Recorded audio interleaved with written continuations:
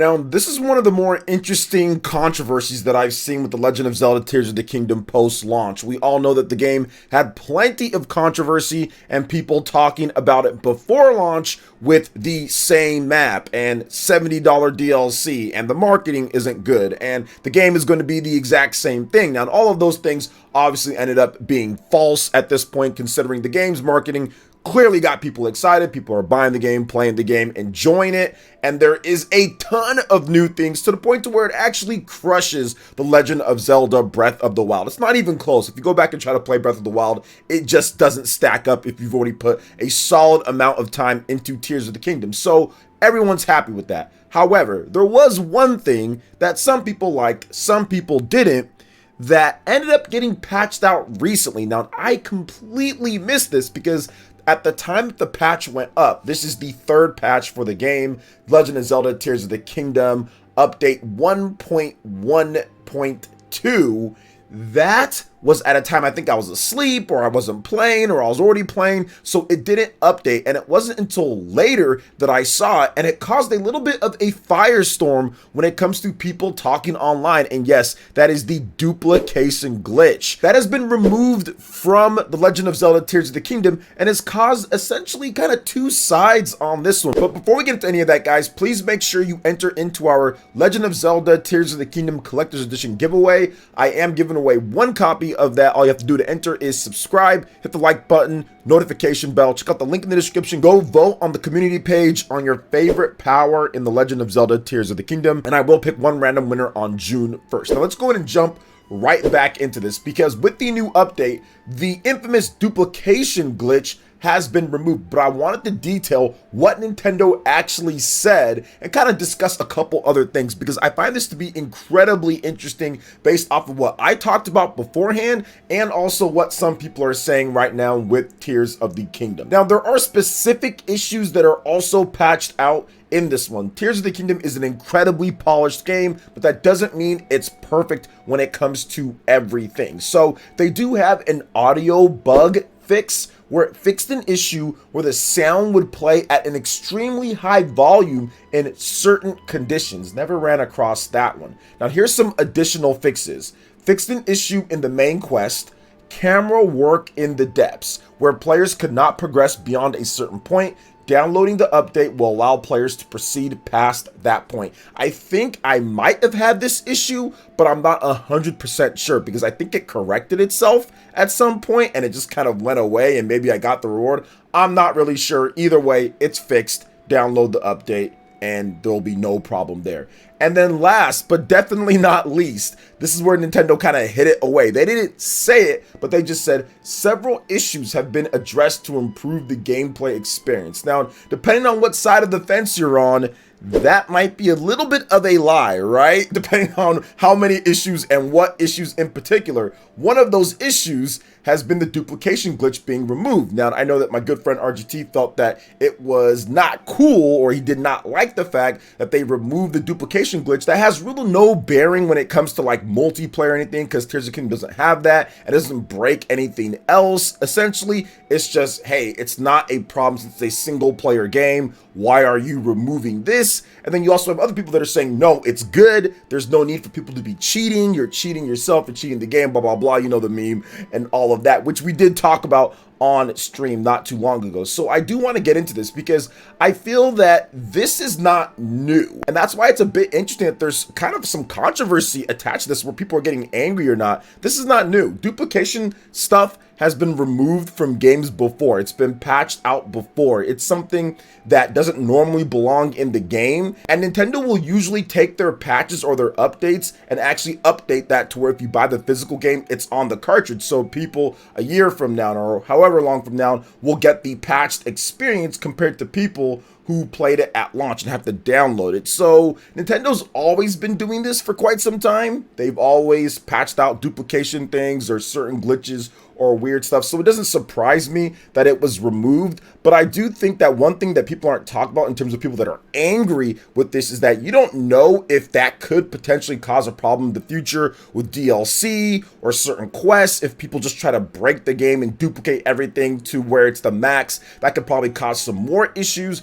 So I'm probably thinking that Nintendo was like, hey, let's get this issue taken care of because it's not supposed to be like this. It can ruin the economy in terms of the game or the flow and people doing this over and over, and for future people as well. So I'm guessing they're thinking, hey, we're just going to go ahead and take this one out because it's not supposed to be like that. Now, I also consider it very much almost like a Elden Ring situation. I know that's a weird thing to bring up. Not like the games are similar, but almost like the developers have an intended way that the game needs to be played or what they want for it, and they don't want people duplicating items and going through the economy and going through certain things that type of way. Now, I know that there's some stuff that's annoying to do to 100% Tears of the Kingdom, and it takes a long time, so I get that, and using the duplication glitch is good for that, but at the same time, you never know what problems it could cause in the future. So I understand it from both sides, as I talked about on my stream recently. Now, I never use the duplication glitch because there's no need for me to. Like, I'm trying to make the game as hard as possible, so I don't always upgrade my armor.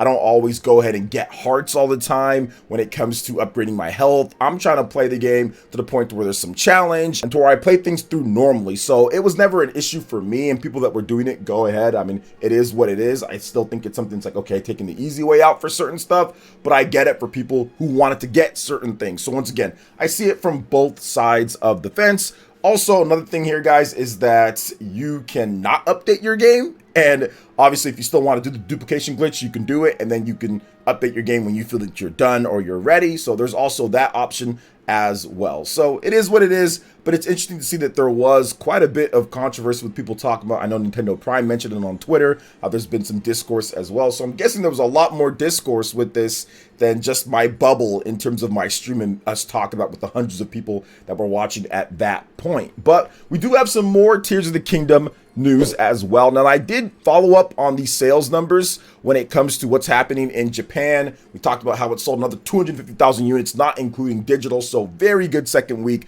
Still number one on the charts. Still number one on the charts for the UK as well. Still number one pretty much everywhere when it comes to Amazon. So there's a lot of awesome stuff that is happening right now when it comes to The Legend of Zelda Tears of the Kingdom. So what we do know as well is that it's continued to be the number one on the eShop charts here in the US, which is the biggest market. That is the biggest slice of the pie of where Tears of the Kingdom is selling. Over 4 million units. Actually, here in the US, Tears of the Kingdom is the fastest selling Switch game of all time, beating out Pokemon Scarlet and Violet. So very important that you continue those Nintendo Switch sales when it comes to big sales with Tears of the Kingdom, and it's still number one on the eShop. So this game, while obviously you're going to get that drop from the first week or so, this game is going to be a bestseller on the Nintendo Switch, and it's going to be on Switch 2 as well. This is going to be a bestseller for a number of years. The creation in the game, probably what they're going to do with DLC in the game. There's so many different varieties in terms of what they can bring to this title, and people just playing differently,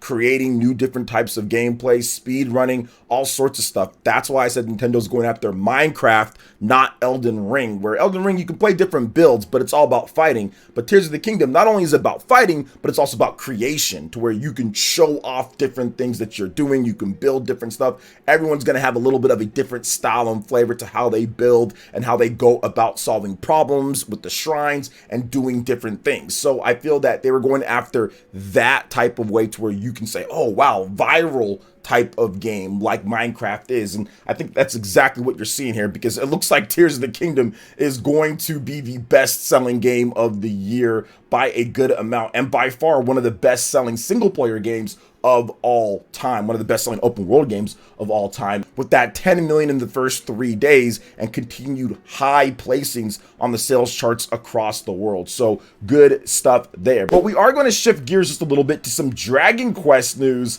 and some pretty exciting Dragon Quest news as well, because we've got a brand new Dragon Quest Monsters title in development exclusively for the Nintendo Switch as of right now. So get ready for that adventure. And I was wondering exactly when there would be a new Dragon Quest Monsters. I wasn't sure because Dragon Quest Treasures lets you use monsters as well. So I'm thinking, hey, this is their Dragon Quest Monsters type of game. But no, it is a separate Nintendo Switch game, exclusive. And it's interesting because we just got Dragon Quest Treasures last year. So obviously Square Enix is making a bit of money off of the Nintendo Switch when it comes to the different Dragon Quest titles on the platform, whether it's the classic games or it's the newer games like Dragon Quest 11 or of course Dragon Quest Treasures that did really well in Japan in terms of its debut and everything. So very interesting all around. This Dragon Quest Monsters, it's the 25th anniversary, so they kind of showed a lot of the various games that have came out beforehand, and it's pretty cool to see that there's going to be a new adventure and it's in development for the Nintendo Switch. No information outside of that right now at this point, but this series is known for capturing, breeding, and raising different monsters. So it's almost kind of like their version of Pokemon in some sense. Now, I feel that I might be a little bit more interested in this one over Dragon Quest Treasures based on the structure, because the structure of Treasures just has me kind of like, at times. Also, the music was just, I know you guys like it, but for me, the music wasn't great. So Dragon Quest Monsters, I actually use some of the music in my videos as well. So I do like some of the Dragon Quest Monsters music. So I'm hoping that this one is a bit better for me, at least, than Dragon Quest Treasures, because I do think that's a great game, but some things that I didn't necessarily like. So we'll see what happens with Dragon Quest Monsters and when this game is even going to be coming out. Now, continuing with the Dragon Quest news, Infinity Strash, Dragon Quest, The Adventure of Dai. We've got an official confirmation, launch date and everything, platforms. This is good to see. So, action RPG, Infinity Strash, Dragon Quest, The Adventures of Dai will launch officially for the PlayStation 5, Xbox Series, PlayStation 4, Nintendo Switch, and PC via Steam, and the Microsoft Store on September 28th. Worldwide publisher Square Enix and developers Game Studio and Kai Graphics announced. It will cost $60 for the standard edition and $64.99 for the digital deluxe edition. The Xbox Series version is newly announced. We didn't know about that beforehand. And also digital pre-orders are now available across PlayStation Store, Microsoft Store, and Steam. Now there are legendary editions. There's some different outfits, swordsmen, all sorts of different type of stuff, pre-order bonuses. It's pretty cool. But the interesting thing about this game is that it's a full-on action RPG. But let's talk about this game. Now, the legendary Dragon Quest, The Adventures of Dai manga and anime arrives as an exhilarating action RPG. Relive the events of the anime in Infinity Strash as you take charge of Dai and the disciples of Aven in their battle against the Dark Army. Now, you can bond memories. These items recreate iconic scenes from the original manga, earn and equip them to augment your abilities according to your playstyle. You have the Temple of Recollection. You can play through over 100 room combinations in this endless dungeon where monsters and traps change each time you enter, hack and slash through hordes of enemies to reach the final floor. Now let's talk a little bit more about the story. So it has been many years now since the hero restored peace to the land. In a world tormented by the dark forces of evil, a swordsman and his companions set out to defeat Haldar, the Dark Lord. On an isolated island in the southern seas, a boy named Dai lives among monsters. Yearning to become a hero himself, everything changes when the Dark Lord is revived. With a new crisis facing the world, Dai makes a promise to his mentor, encounters new friends, and slowly learns about his own inescapable fate. This is the beginning of Dai's adventure and his quest to become a true hero. So, awesome stuff there with Dai. I think that the game is looking pretty cool, AA style of RPG. I didn't really watch the anime or the manga or anything like that, so I'm kind of in the dark when it comes to this style. Now, I know Dragon Quest. I've played a lot of the games, and I do generally enjoy Dragon Quest games, and the music definitely seems really good in this one, and this action RPG flow seems pretty cool as well. So we'll see how it actually turns out, the reviews and like how people like the game and everything. But I do like some of the features here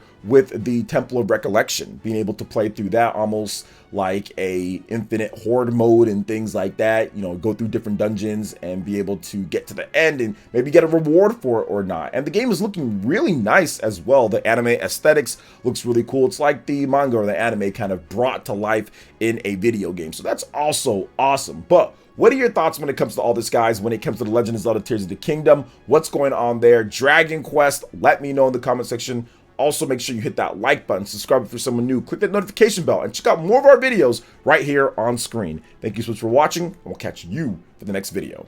Peace.